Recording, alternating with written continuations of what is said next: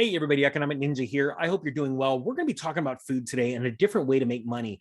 This is something that's rolling around my head. I have not jumped into the investment yet, but in an interview that I saw the other day, and I'm going to share this with you right now, on Wall Street Ninja caught my eye. And I think it is very, very important that people realize this. So this is the interview thumbnail. I'm going to put a link to it in the description below. This was done on Wall Street Ninja, new channel that we're a part of. And we're trying to bring out ways of investing that people aren't thinking of. Like, what's the next thing before it's ever being talked about in the news? And I'm going to go over a couple of news headlines. But this was an interview that was done with Michael Oliver and entitled, "Which Commodities Are Ready to Move in 2022?" Again, I'm going to put a link to it because he says something very key about halfway through the interview. And he talks about sugar, and he talks about how he believes sugar has a long way to run and that there might be a real big potential for an increase. Now, first, I want to preface it with this. I'm not a financial advisor. I'm not a financial professional, but I will tell you that I believe I'm looking for that next big thing, and there might be something here. So let's go over some articles. This is right here. Let's scroll back. Sorry about that. CNN, soaring costs and shortages push German industry to the brink. All right. It says right here as a quote, "The sugar industry needs an enormous amount of energy. An abrupt break would slice almost 2% off of German GDP in 2022. Look, we've been talking about the move or the energy crisis that's going on in Germany and the European Union. This happened before Russia moved into Ukraine, and it's making it even worse, right? And that whole thing, sugar industry needing more energy. It needs a ton of energy, right? There might be a shortage there due to a lack of energy or an extremely high cost of energy. So that was something that hit my eye. Now then check this out. This is for 4 weeks ago. So that was the first story was coming out. It's brand new, 2 weeks ago. This one right here, Russia faces rising sugar prices, shortages as traders divert shipments. Now here you could see right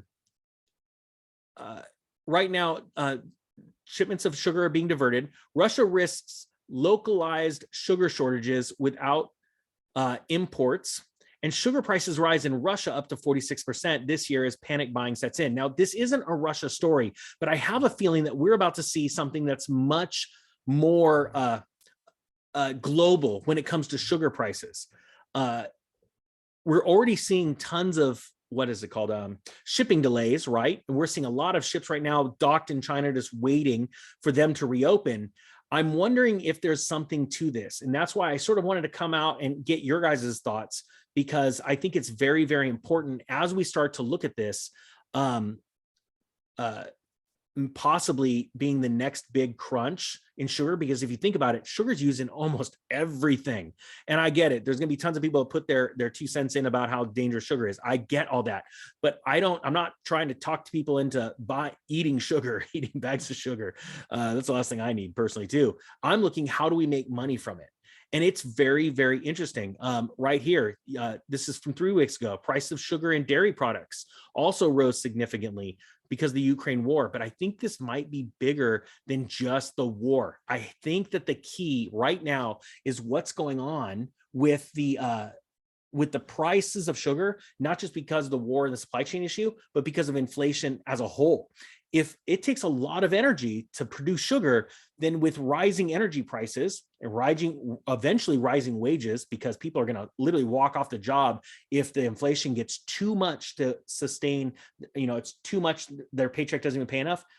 People are going to be looking for other employment or looking for rising wages. So these companies have to pay their employees more. They're going to have to sell the sugar for more. So what are the plays? I'm going to be honest with you. I don't have a good answer to that, but it was something I wanted to key into on that interview. So go and check that interview out. That is something, that channel, what we're going to be doing is bringing industry insiders onto that channel and talking about things that they're not talking about on, CNBC and things like that. And we want to clue in.